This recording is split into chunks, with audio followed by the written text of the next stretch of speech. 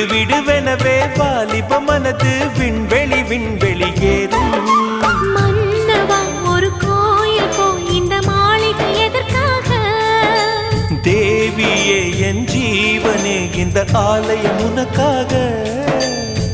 வானில் ஒரு புயல் மழை வந்தால் அழகே என்னை எங்கனம் காப்பாய். கண்ணே உன்னை என் கண்ணில் வைத்து இமைகள் எனும் கதவுகள் அடைப்பேன். சத்தியமாகுமா? நான் சத்தியம் செய்யவா?